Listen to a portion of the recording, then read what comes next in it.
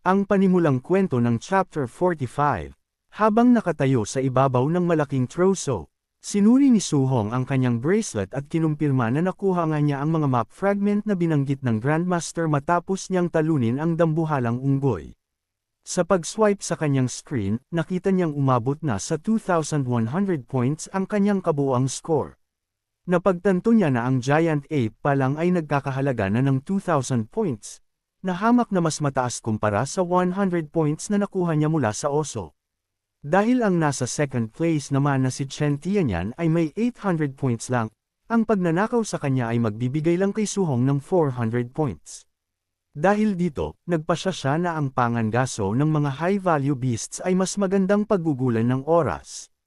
Hinanap niya ang kanyang napaamong White Tiger upang tulungan siyang i-track ang kanyang mga susunod na target. Samantala, ang ibang mga walang kamalay-malay na kandidato ay nakatitig lang sa kanilang mga bracelet, litong-lito kung paanong ang isang estrangherong nagngangalang Su-hong ay biglang nakakuha ng ganoon kalaking score. Samantala, ang mga kandidatong iniligtas niya ay napagtantong malamang na mag-isa nitong tinalo ang isang high-value special beast, kaya naman sinimulan nilang ipagmalaki at ipagbida ang nakakabaliw nitong lakas. Habang nakaupo sa ibabaw ng isang patay na oso, ngumisi ang top genius na si Chen Tianyan nang makita ang rankings. Minaliit niya si Su-hong bilang isang tier 2 trash, at may kumpiyansang inisip na mahihina lang naman talaga ang mga special beast na ito. Nakakita siya ng isang pulang tuldok sa kanyang mapa at nagpas siyang mangaso ng isang special beast ng mag-isa upang patunayan sa lahat kung sino ang tunay na magaling. Ngunit nang makarating siya sa lokasyon, nawala ang kanyang kumpiyansa.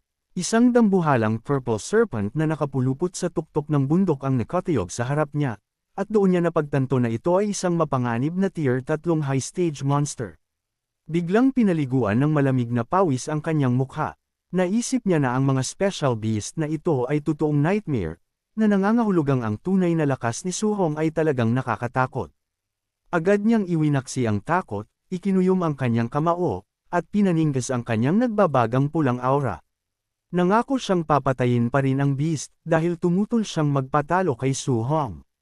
Nagpakawala ng malakas na dagandong ang giant serpent habang sinusubukan ni Chen Tianyan na manindigan. Ngunit walang awang winasiwas ng beast ang kanyang buntot, dahilan upang tumalsik ang mayabang na genius diretso sa isang puno. Habang dumuduwal ng dugo, napagtanto ni Chen Tianyan na ang halimaw na ito ay malapit na pala sa tier 4. Naguguluhan siya kung paano ito natalo ni Su-hong ng mag-isa. Agad siyang tumalikod at tumakbo upang maiwasang mapatay ng napakalakas na beast. Habang tumatakbo sa gubat, isinumpa niya ang kanyang pag-atras. Nagpasya siya na ang mga mas mahihinang kandidato na lang ang targetan para sa point sa halip na labanan ang mga special beast. Nakakita siya ng isang grupo ng mga examinee sa unahan at naghanda na i-ambush ang mga ito para sa kanilang mga puntos. Ngunit biglang sumulpat si Su-hong sa likuran niya hawak ang isang napakalaking kahoy na pamalo at mapang-asar siyang binati. Pinaihit ni Chen Tianyan ang kanyang katawan sa sobrang gulat. Pagkatapos, iwinasiwas ni Su-hong ang kanyang pamalo, sinalpak ito sa mukha ng kalaban, at pinatalsik ito sa ere. Ang mga kalapit na kandidato ay nagsisigaw at nagtakbuhan palayo habang bumagsak si Chen Tianyan sa lupa. Takot na takot silang nakatitig sa duguan at walang malay na fighter, hilong-hilo sa lakas na kinakailangan upang mapabagsak ang isang tier 3 expert gamit lang ang isang simpleng piraso ng kahoy. Sinuri ni Su-hong ang kanyang bracelet at masayang napansin na bagamat gusto niyang mangaso ng mga beast, ang pagkuha ng 400 points mula kay Chen Tianyan ay isa ng malaking panalo. Binalingan niya ang 5 nakapaligid na kandidato. May lumabas na dambuhalang White Tiger mula sa mga anino habang tinatanong niya ang kanilang mga score.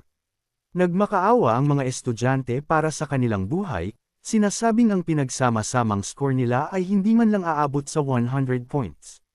Napabuntong hininga si Su-hong, dismayado sa sobrang baba ng kanilang puntos. Sa halip na pagnakawan sila, iniabot ni Su-hong sa kanila ang kanyang kahoy na pamalo. Iminungkahi niya na magsalit-salitan silang galpihin ang walang malay na si Chen Tianyan upang makuha ang mga natitira nitong puntos. Nagulat ang mga fighter at nagtaka kung pwede ba nilang gawin iyon. Hindi nagtagal, isang ganap na bagbog saradong Chen Tianyan ang nakahandusay sa lupa. Gayunpaman, napagtanto ng mga dismayadong kandidato na ang pag-atake sa isang natalo ng target ay hindi nagbibigay ng dagdag na puntos. Nagpaalam si Su Hong at sumakay palayo sa kanyang Giant Tiger, na nag-iwan sa mga namanghang estudyante sa pagkaunawa na kaliligtas lang sa kanila ng top-ranked genius.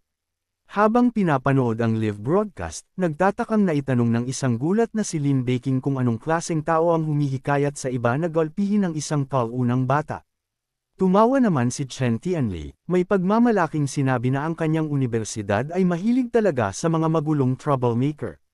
Sa paggabay ng kanyang tiger, nahanap ni Su Hong ang dambuhalang purple serpent at tumalon mula sa kanyang sinasakyan upang hamunin ito. Sumugod ang higanteng ahas, sinusubukang isubo siya ng buo. Ngunit pinadaloy ni Su Hong ang kanyang elemental energy sa kanyang spear at pinakawalan ang kanyang heaven breakang teknik diretso sa lalamunan ng halimaw. Pagkaraan ng isang oras, nahanap ni Chen Tianyan ang patay na ahas. Hindi siya makapaniwala sa nakikita niya. Pagkatapos, sinuri niya ang kanyang bracelet at nakitang umabot na sa maalamat na 4,500 points ang score ni Su Hong. Nahirapan siyang unawain kung paanong ang isang tier 2 student ay may ganoong klaseng kapangyarihan. Nagtataka kung lihim ba itong isang tier 4 na fighter na nagpapanggap lang. Nagpasya siya na malamang ay itinago lang ni Su Hong ang kanyang tunay na rank, dahil imposibleng madaling mapatalsik ng isang tier 2 na bata ang isang beast na hindi man lang niya magawang gasgasan. Malalim sa kagubatan, ang tatlong geniuses na iniligtas ni Su Hong ay nagre-recover sa tabi ng isang patay na beast. Sinuri ng isa sa mga estudyante ang kanyang tracker at napasigaw sa gulat nang makitang umabot na sa 4,500 points ang score ni Su Hong. Ang pagod na grupo ay bumagsak sa lupa, sumasang-ayon na si Su Hong ay isang ganap na anomalya at nagpasya na ibuhos na lang ang pansin sa paggapi kay Chen Tianyan. Labis na humanga si Lin Baking at inaming gusto niyang matutunan ang teknik ni Su Hong, kaya nakiusap siya kay Chen Tianli na ipakilala sila upang makahingi siya ng gabay sa bata. Tinukso siya ni Chen Tianli dahil sa kagustuhan nitong itapon ang kanyang karangalan bilang isang tier 7 grandmaster para lang magmakaawa sa isang teenager. Ngunit nangatwiran si Lin Baking na ang mamaster ang galaw na iyon ay sulit sa anumang kahihiyan. Habang nakatingin sa mga screen, itinuro ni Lin Baking kung gaano kadaling pinatalsik ni Su Hong ang mga high-level candidate, na nagdadala sa conclusion na ang eksaminasyon ay naging personal niyang showcase. Sa paniniwalang tapos na ang exam, naghanda na si Chen Tianli na umalis, ngunit pinatigil siya sa gulat ni Lin Baking nang mapansin nitong papunta si Su Hong sa teritoryo ng Wild Dragon. Tinawag ni Lin Baking na baliw ang bata. Nagbabala siya na personal niyang hinuli ang dragon na iyon, na may kapangyarihan ng isang high-stage tier 4 na beast salamat sa bloodline nito. Naniniwala siya na kahit ang element fusion ni Su Hong ay hindi makakatulong para mapigilan ang pagkatalo nito sa Wild Dragon.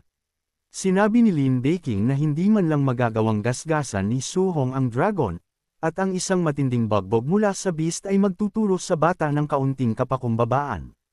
Nag-alala si Chen Tianli ngunit umasa na actress ang kanyang estudyante kung maging masyadong mapanganib ang sitwasyon, may kumpiyansa na sapat ang bilis ni Su Hong para makatakas. Sa mga sandaling iyon, ang White Tiger ni Su Hong ay umiiyak at nanginginig sa takot.